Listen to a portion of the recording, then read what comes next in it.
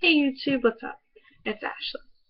So, the last time I made a video was about a year ago, and it was for my brother-in-law's Christmas present of me doing American Sign Language of I Want a Hippopotamus for Christmas. Now, I stopped making videos because I wasn't sure really what to talk about, stuff like that. But about 3 weeks ago, I became affiliated with a Facebook group called the Wolfpack Hangout Club. Now, it is some of the most nicest people I've ever met in my life.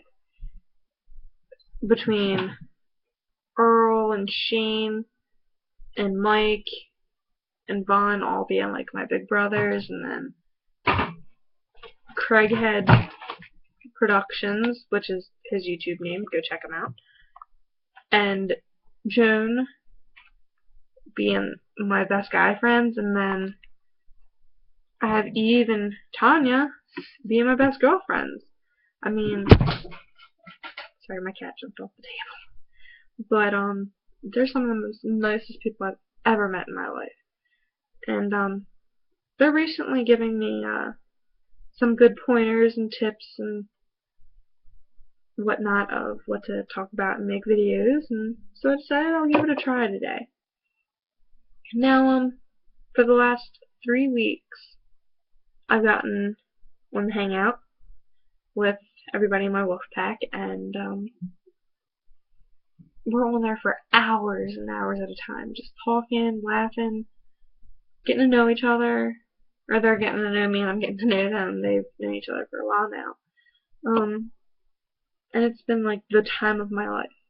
Granted, I don't get that much sleep anymore, but you know what? It's all worth it in the end, because here I am having good friends and good conversations with friends and stuff, and you know, I wouldn't trade it for the world. I'm glad me and Shane were talking, and he introduced me to them, and you know, I can't picture my life without this group of people anymore. And if I ever had to leave the Hangout, or anybody ever left the Hangout, I think I probably would cry. I know there's a few individuals who tried to leave, but I talked them out of it. Well, not me, but the whole wolf pack, because that's what we are. We're a wolf pack.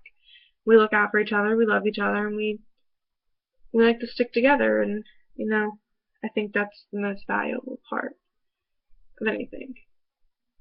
And so I'm gonna catch up with my year. I wanted to get that out of the way. I'm gonna catch up. So about last year, I was engaged and things got caught off. It was one of the worst times of my life. I went through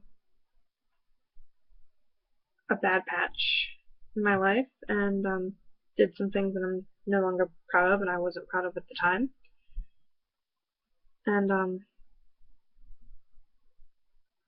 me and him got reconnected as best friends, and some things had happened that I'm still not proud of and I regret. Not between me and him, but just things in general. And so then, beginning of this year, I met a guy, and we were talking and getting to know each other and stuff like that. Well, it turns out he ended up liking my best friend, and they started to date, and they've been together for now 6 months. That was bad. That was horrible, because I had fallen in love with this guy. But at the time, my best friend didn't care. He didn't care. They just thought about themselves. And you know, I just kept saying to myself, you know what? As long as she's happy, I don't care. But then he started to get controlling and become a dick. And we stopped being friends, me and him. We now no longer talk. He has said on multiple occasions, if he were to ever hit a female, it'd be me. Now, my other best friend does not like him. Her boyfriend does not like him. My family does not like him. Nobody likes this guy, and my best friend still chooses to be with him. and I don't know why. It's just something she has to deal with in her mind, and, that's that. So, my best friend was living with me, and once my sister found out that her and this guy were dating, she kicked my best friend out. And, about 2 weeks ago, my best friend stayed a week with me. And then that was the start of her coming around more often. So now, this past week, my best friend moved back in. And I absolutely love it. I love having my best friend here. Me and her are closer than any two females in the world. Or any two best friends in the world, I should say. We cuddle every night. We kiss, hug, whatever. But there's no attraction to it at all.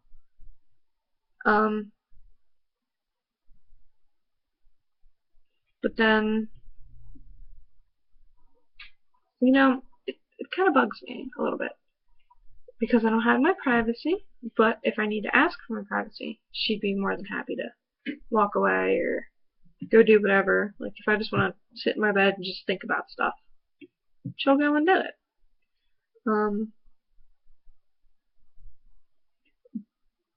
But I missed a part of my yearly timeline, I'm sorry. I'm going to go back to 3 months ago. 3 months ago, I got a call from my cousin up in Pennsylvania, about 8 hours away, saying that my great aunt wasn't doing well. And that we should get up there right away. So we did an emergency weekend trip. And we got up there, and we were told that she was going to be taken off of life support that weekend, and we were just waiting to say our goodbyes to her and stuff like that. Well, me and my mom got up there, and we went to the hospital and saw her, and as soon as she saw us, she started crying, because she knew. She knew that it was her time to go. But that whole weekend, we stayed with her the entire time, and we took the life support off of her, which was a breathing mask, and she didn't pass away. She was able to breathe without it. But it was hard seeing her struggle to breathe and everything. But the mask was tearing holes in her chin and right here in her nose, and we just couldn't see her live like that or have that. So we get home, and a week goes by. I get a call about 3:30, 4 o'clock from my cousin up in Pennsylvania saying that Aunt Lorraine had passed away. And that hit home. That hit really hard. And she struggled a long time with cancer and stuff like that. And when I got introduced to the Wolfpack, I was told that a certain individual that people in the Wolfpack don't get along with has terminal cancer. Now, I've seen somebody battle cancer in my family so many times. It's not something you joke about. It's not something you live long with. My aunt was fortunate enough to live 6 years with it. My other aunt, she only lived a month, if that. Now, it kind of bugs me that he says he has terminal cancer. I mean, there's nothing wrong with him. He's just trying to make things up and stuff like that. And it bugs me. It really bugs me that he wants to sit there and pull a victim card on himself to try and like make it seem like there's nothing wrong with him. And he hates basically everybody on this earth but himself. And you know, it bugs me. It really, really, really bugs me. And I just wish people were more nice. And I wish people were better than what they are. Right about now, I'm hating the world. I'm hating the place that I call home. Not this home, but the world. The world's my home. I live here. You know? And I hate it because, I mean, we have crime, murder, robberies, just crime. And it's horrible. The United States is going to shit. And it's bad. I don't want to live here no more. Honestly. I just want to say, fuck this, fuck that, I'm going. I'm going. You know, but I can't. Because there's no money. There's nothing in the economy. Because we had dickheads in Congress and dickheads everywhere else. But like I was saying, that's been about my year. It's been pretty bad. Sorry I was babbling and started to get teary-eyed and, you know.